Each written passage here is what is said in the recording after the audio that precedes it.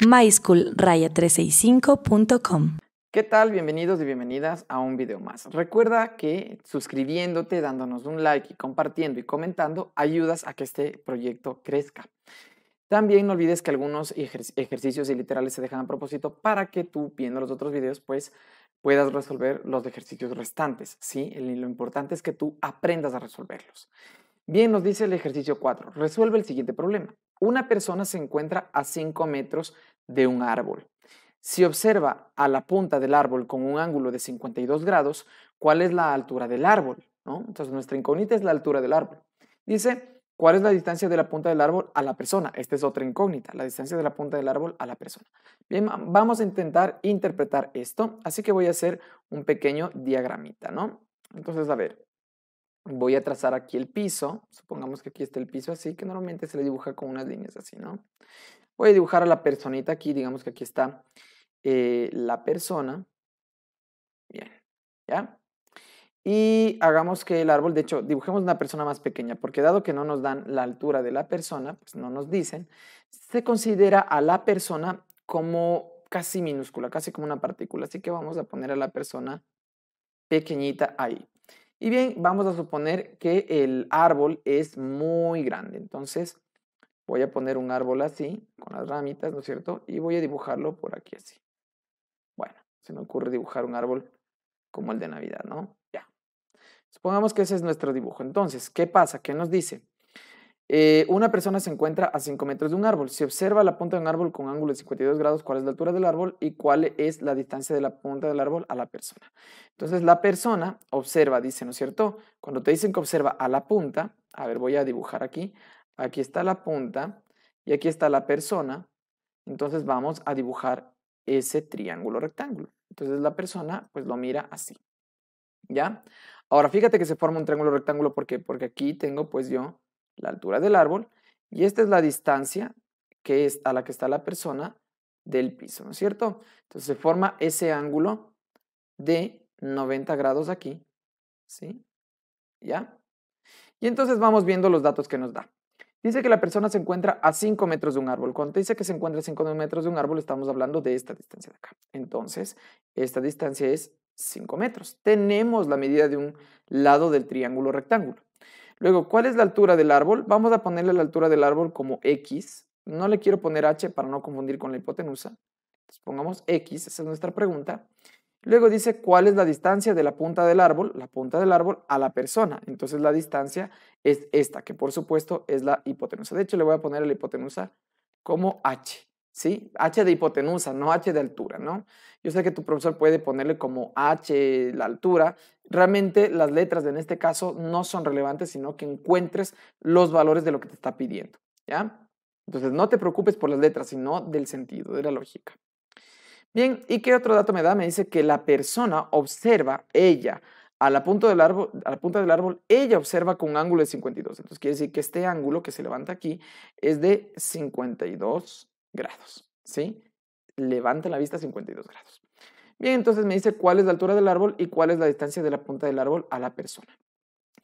No nos conviene usar en este caso de entrada teorema de Pitágoras, por lo que ya habíamos visto en los videos anteriores.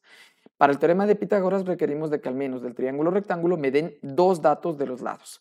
Pero aquí solo tengo el dato de este lado, que es de 5 metros, y el otro lado no tengo, que es X, y este tampoco tengo. Entonces, no me conviene el teorema de Pitágoras. Así que vamos a utilizar las funciones trigonométricas. Esta es un seno, que siempre su fórmula será cateto opuesto sobre hipotenusa, coseno, cateto adyacente sobre hipotenusa y tangente, cateto opuesto sobre cateto adyacente. Ya explicamos en los videos anteriores que no puedes mecanizar y decir que siempre un lado es del cateto opuesto y que el otro es del cateto adyacente. No, todo depende del ángulo que estemos analizando. En este caso, el ángulo que estamos analizando pues es este de 52 grados, este que estoy marcando aquí. Entonces, de este depende cuál es el opuesto y cuál es el adyacente. El opuesto es saliendo de este ángulo, yo siempre trazo una línea imaginaria. Este de aquí es el lado que se opone a este de acá. Entonces, este es el cateto opuesto, que se llama X. Obviamente es el opuesto ¿a quién? A este ángulo de 52. Y por lo tanto, el otro cateto es el adyacente. Adyacente ya habíamos dicho que significa que está al lado, pegado o es tocado por. ¿Cuál es el cateto que está al lado del ángulo de 52? Pues este, fíjate que aquí está tocando a este cateto, entonces este es el cateto adyacente. Voy a poner cateto adyacente, ¿sí? Y la hipotenusa también toca, sí, pero la hipotenusa es hipotenusa, esa no es cateto, entonces esta como que no juega.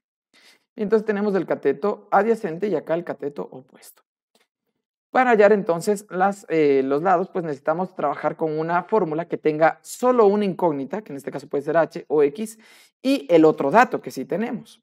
En este caso, por ejemplo, una fórmula que tenga, por ejemplo, la incógnita x se me ocurre, pero que tenga el cateto adyacente, que sí tengo como dato, pues cateto opuesto y cateto adyacente.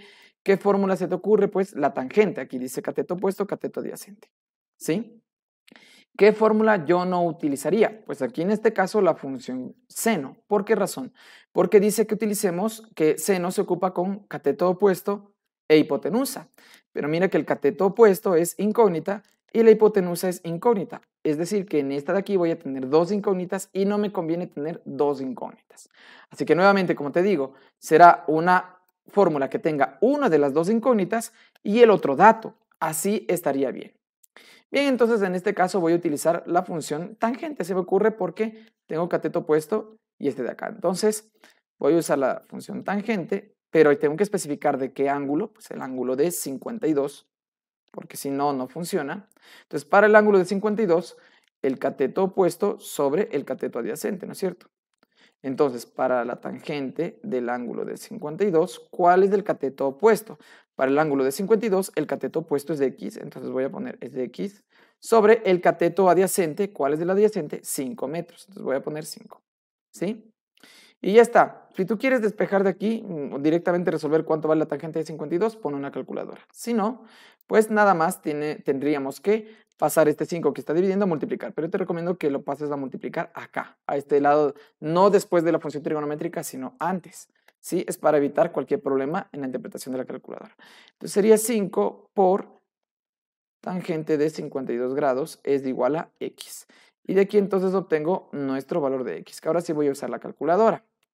Y pongo lo que tengo ahí, 5 por tangente de 52, así me quedó, ¿no? 5 por, recuerda verificar que aquí esté la d, ya te enseñé en los otros videos cómo configurarlo.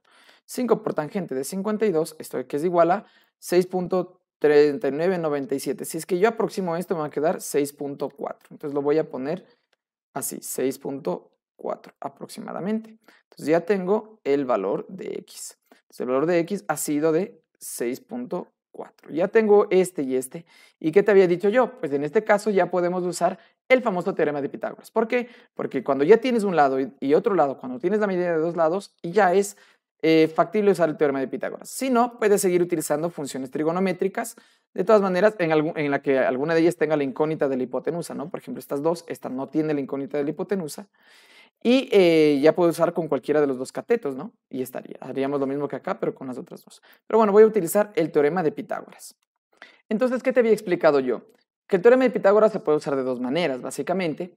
Si quieres hallar la hipotenusa, es la raíz cuadrada de los cuadrados, de la suma de los otros catetos al cuadrado, ¿no? De los cuadrados de los otros catetos, mejor dicho, ¿no? Cada cateto al cuadrado. Pero si quiero usar, digamos, determinar un cateto, pues la raíz cuadrada de la hipotenusa al cuadrado menos, ahí es una resta, el otro cateto. En este caso lo que queremos ahora, lo que nos falta es hallar la hipotenusa, ¿sí? Entonces la hipotenusa es la raíz cuadrada de el un cateto al cuadrado más del otro cateto al cuadrado. Entonces la hipotenusa que es igual. La hipotenusa es el un cateto, cualquiera de los dos, ambos son catetos, 5, voy a poner 5 al cuadrado, más del otro cateto que es 6.4 al cuadrado. Voy a poner todos en la calculadora. Bien. Y he puesto la pantalla un poquito más grande para que se pueda ver el cálculo, ¿no? Entonces no olvides que en estas calculadoras tradicionales, pues ponemos la raíz cuadrada y dado que la raíz cuadrada pues no se ve hasta por acá arriba, hay que ponerle un paréntesis. Entonces vamos a poner paréntesis, ¿sí? A ver, ¿qué pasó ahí? Entonces pongo paréntesis, aquí está. Y sería 5, nuevamente como te había dicho, pico 2 o bien al cuadrado directamente aquí, 5 al cuadrado más 6.4. Si no tienes el cuadrado, pones este pico, ¿no? Este pico, así. Pero bueno, si tengo el cuadrado, entonces sería cuadrado. Y cierras de paréntesis para indicarle, ya que la línea de la raíz no puede venir hasta acá, pues con los paréntesis le indicas que comienza aquí y aquí termina para sacar la raíz. Si no lo pones así, pues te va a dar el resultado erróneo. Así que esto es igual a 8.12, ponerlo aquí, 1216, no olvides por el redondeo, 1216. 8.1216, ¿no? Entonces, esto ha sido igual a 8.1216. Metros, obviamente estas medidas están en metros, ¿no? Bien, esto ha sido 8.1216. Estas eran nuestras incógnitas. Sí, entonces dice, ¿cuál es la altura del árbol? Entonces pongamos la altura del árbol. ¿Cuál era? Pues la altura del árbol era esta, que me dio 6.4 metros. ¿Y cuál es la distancia de la punta del árbol a la persona? Entonces, la distancia de la punta del árbol a la persona, que es la distancia, bueno, no le voy a poner h para no confundir, la distancia de la punta del árbol a la persona, ha sido de 8. Voy a aproximarle 8.12 metros. ¿Sí? Y esas serían las respuestas de nuestro ejercicio. ¿Ok? Bien. ¿Qué te ha parecido el ejercicio? Espero que te haya servido. No olvides suscribirte, comentar, compartir, apoyarnos con ese me gusta en nuestras redes sociales, en nuestros videos. Y pues eso sería todo. Nos vemos en el siguiente video.